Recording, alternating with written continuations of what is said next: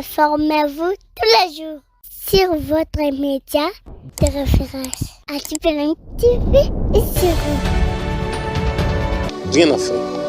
Le Congo restera un et indivisible. Laurent Désiré Kabila. Restez vigilants, criez fort que vous êtes victime d'une injustice et que la communauté internationale doit la réparer.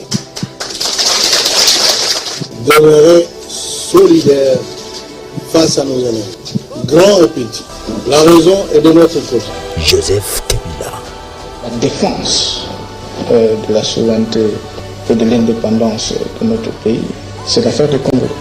Nous demandons à notre gouvernement de nous donner des armes pour combattre. Et s'il n'en est pas capable, alors nous allons nous battre, car nous avons la force. Nous préférons mourir pour notre pays plutôt que de nous entretuer. Félix Antoine Tshisekedi. Nous devons ensemble avoir conscience que nul autre que nous-mêmes ne viendra sauver notre nation et que cela exige de chacun de nous une mobilisation tous azimuts. Ensemble, derrière les FARDC, nous vaincrons. Les informations. La radio communautaire Espoir. Où est l'espoir?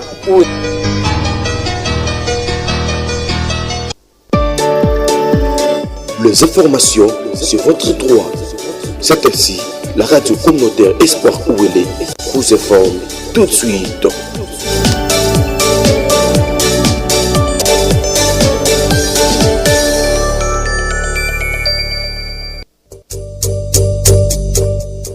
Nous avons compris que la bonne information est d'abord celle qui vous touche en premier. Parce que vous informer, c'est notre devoir. Parce que nous avons le devoir de vous informer. Retrouvez le journal sur votre radio. Retrouvez le journal sur votre radio.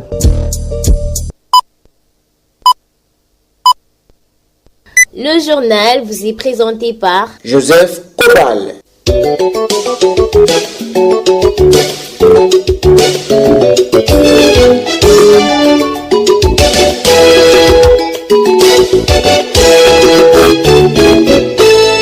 Auditrices, auditeurs de la radio communautaire Espoir Ouélé, bienvenue à l'écoute de cette édition du journal dont voici les principaux titres. Les nouvelles autorités de l'éducation nationale et nouvelle citoyenneté au niveau de la province éducationnelle du Haut-Ouélé 1 ont été présentées ce mardi 10 décembre aux différents chefs d'établissement réunis à l'Étipi. On en parle tout au début de cette édition du journal. Célébration de la journée internationale des droits humains à Isiro, la division provinciale concernée a organisé une conférence à l'université de l'Ouélé. Jérémy Kenga, qui en est le chef de division, est attendu dans cette édition du journal. D'autres informations en religion, y compris la page sportive, est attendue dans la toute dernière partie de cette édition, dames et messieurs. Retrouvez les détails dans un instant avec Joseph Kobal et sous la mise en onde de Bienvenue Kalio, la réalisation d'Emmanuel Oguigno, la coordination rédactionnelle de Étienne Ballot, tous sous la supervision de Awoni Mouamar. Bienvenue à tous. Espoir Ouélé, la chaîne populaire d'Isiro. Excellente condition d'écoute. Excellentes conditions d'écoute comme annoncé, les nouvelles autorités de l'éducation nationale et nouvelle citoyenneté au niveau de la province éducationnelle du Haut-Ouélé 1 ont été présentées ce mardi 10 décembre aux différents chefs des établissements scolaires de la ville d'Isiro et ses périphéries. C'était au cours d'une réunion de prise de contact organisée par la direction provinciale de l'éducation nationale et nouvelle citoyenneté à Isiro, précisément à l'Institut technique professionnel d'Isiro ITP, aux alentours de midi. Le nouveau directeur provincial, M. Christian Ilangawanda, a annoncé que c'était une réunion qui a permis à ce que les nouvelles autorités donnent quelques instructions à suivre. On l'écoute au micro de la radio communautaire Espoir Ouélé. C'était une réunion de prise de contact et une réunion de donner les directives et instructions selon notre marche avec l'équipe des chefs d'établissement de l'éducation nationale et nouvelle citoyenneté Haut-Ouélé 1. Nous avons parlé sur le respect des instructions, le respect du calendrier scolaire. Nous avons parlé sur une gestion axée sur les résultats. Voilà, il y a d'autres sujets qui ont été abordés par l'inspecteur principal provincial et le Dinakopé. Donc sinon, nous invitons tout le monde à la collaboration, au travail et au respect des instructions. Voilà un peu. Quant à lui, le nouvel inspecteur principal provincial du Haut-Touélé 1, Léonard Malamba Kassongo, a évoqué les différentes stratégies sectorielles de l'éducation. On l'écoute.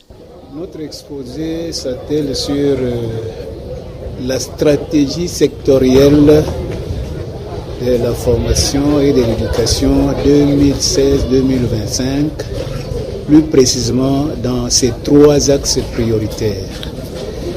Le premier axe constitue l'accès, l'accessibilité, l'équité et la rétention. Le deuxième axe, c'est améliorer la qualité et la pertinence de l'enseignement.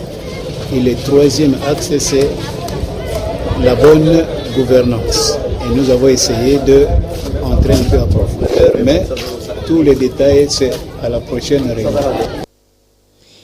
Pour sa part, le directeur provincial de la direction nationale de Dinakopé, Alphonse Adjouba, a insisté sur la discipline au sein des établissements scolaires. Suivons-les. C'est-à-dire le retour aux instructions et à la discipline. Donc j'essaie d'exhorter le chef d'établissement. Et depuis certains temps, il n'y a pas de discipline au sein de nos écoles. Il est question qu'on puisse faire asseoir la discipline. La discipline, c'est ça le socle, c'est la base. Avant de former un enfant, il faut d'abord que l'enfant soit discipliné. S'il est discipliné, c'est à ces moments où il peut bien apprendre.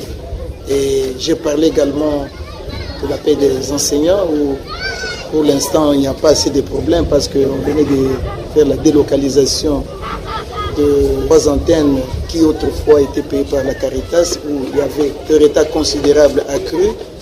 Avec cette délocalisation maintenant, toutes ces antennes sont maintenant payées par l'Equity BCDC et maintenant les enseignants de notre province ils sont bancarisés et il n'y a pas assez de problèmes pour la paix. Voilà. On poursuit cette édition du journal à l'occasion de la célébration de la journée des droits humains à Isiro. Une grande conférence débat a eu lieu ce mardi 10 décembre à l'université de l'Ouélé. Pour lui, Jérémy Kenga, étant chef de division de ses services dans la province du Haut-Touélé, il a expliqué les biens fondés de cette célébration au micro de Benjamin Ngasaki et Armat Manzek. Nous avons organisé des activités pour cette journée. Nous avions eu 2 thèmes. Il y avait un thème international et il y avait un thème national. Le thème national, c'était la sacralité de la vie humaine et la paix comme principe non négligeable. Tandis que le thème international, c'était nos droits et notre avenir maintenant. Je constate que dans la ville d'Issiro, il y a pas mal de dérapages. C'est-à-dire, il y a certaines personnes qui ne veulent pas respecter les droits de l'homme. C'est comme ça qu'à cette commémoration, nous avons fait rappeler quelques droits aux inspecteurs qui nous accompagnent dans le secteur des droits humains. On leur a rappelé sur les 30 droits, on a rappelé 11. Mais on a aussi fait attendre à ce qui est sacralité. Donc la vie humaine est sacrée, c'est-à-dire la divinité prenait la vie humaine comme sacrée. C'est ce qui a permis à ce que nous puissions expliquer ça aux inspecteurs pour leur préparer dans les jours à venir comment ils peuvent intervenir, comment ils peuvent faire suivre les droits de l'homme dans notre ville d'Issiro. En fait, les droits humains, nous dirons que c'est respecté à partir de la ville d'Issiro parce que ce n'est pas respecté à totalité, notamment parce que nous avons eu à défendre beaucoup de cas où on a constaté que non, les droits humains n'est pas pris en considération dans la ville d'Issiro. Je pense qu'il faut une formation pour les agents de l'ordre, les policiers des roulages là, il faut une formation. Et ils sont là pour ne pas créer du désordre. Ils sont là pour réglementer la circulation, considérer les passants et respecter aussi les droits des passants. Mais aujourd'hui, nous constatons que non, ils ne respectent pas les passants, ils ne respectent pas les droits. C'est-à-dire, si cette question-là, il faudrait qu'il y ait un recyclage au niveau des polices de circulation routière par rapport au respect des droits de l'homme. De Jérémy Kenga ont été recueillis par nos 2 confrères précités.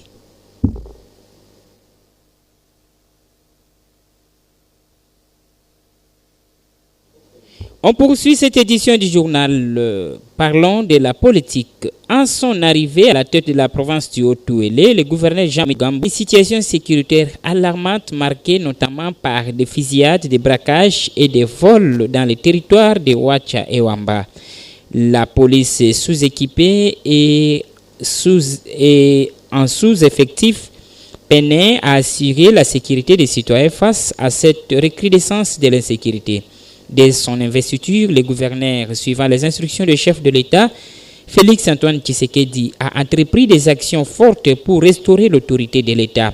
Grâce à un lobbying efficace, il a obtenu un renfort de plusieurs policiers et dotés de des véhicules Land Cruiser et des motos sport pour faciliter leur mobilité avant de recevoir 10 autres Jeeps Land Cruiser envoyés par le commandant suprême des FARDC et de la PNC.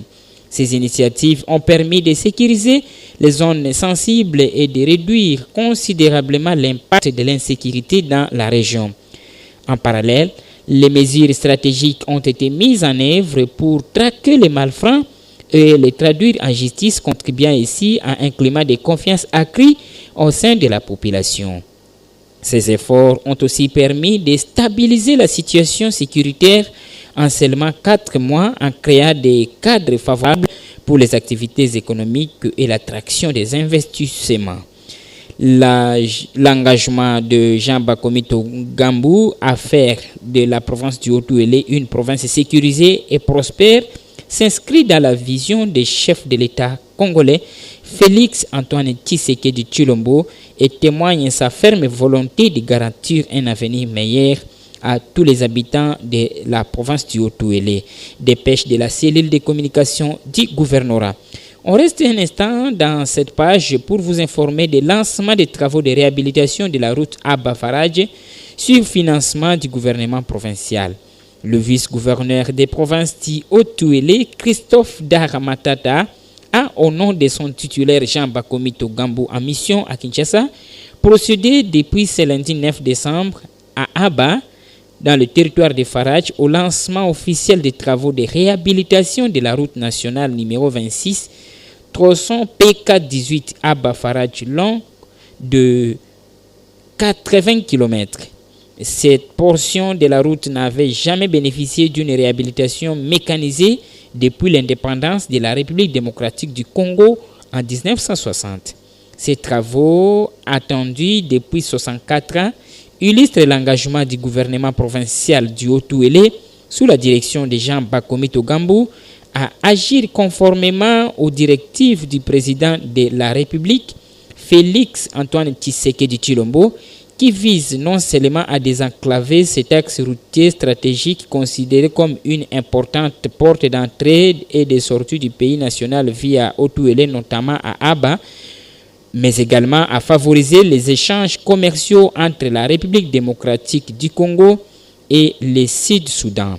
Pour sa part, le ministre provincial des infrastructures et travaux publics Afaounde Afongena Sumbu a salué cet événement historique pour la région, affirmant que le lancement de ces travaux était porteur de progrès pour l'ensemble de la population du Haut-Touélé, soulignant ainsi l'élan de développement visible depuis la prise en fonction des nouvelles exécutives.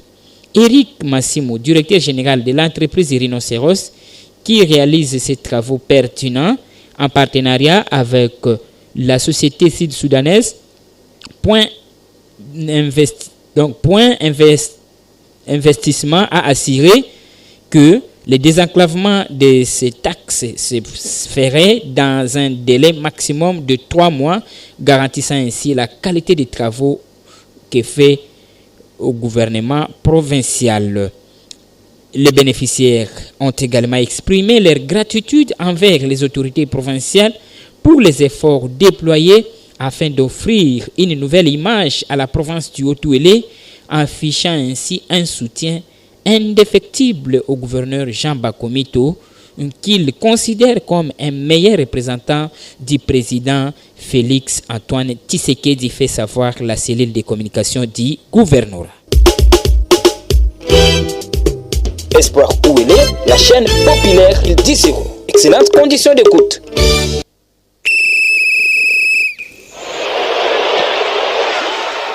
boucler complètement cette édition, on parle sport dans cette chronique de Pascal Anneli.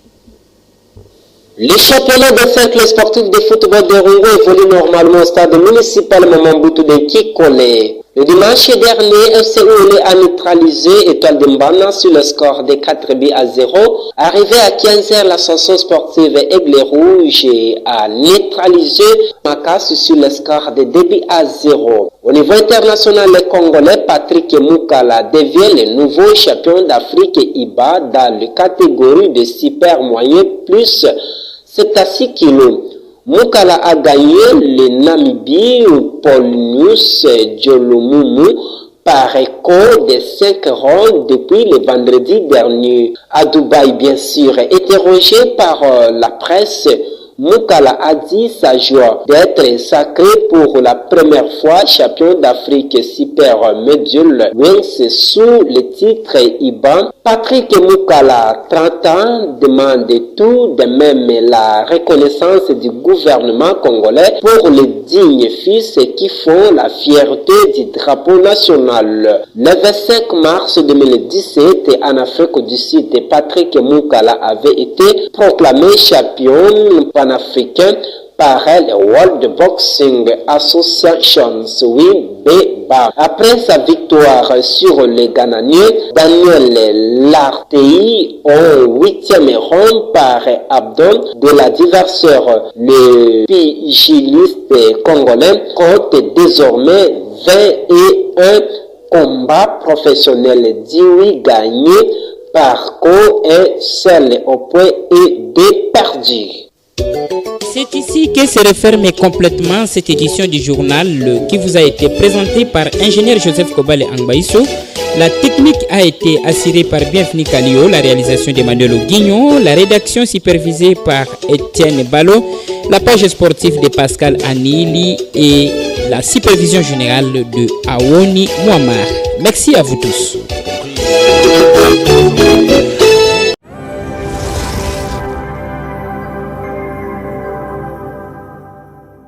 Informez-vous tous les jours sur votre média de référence. Antipelin TV et sur vous.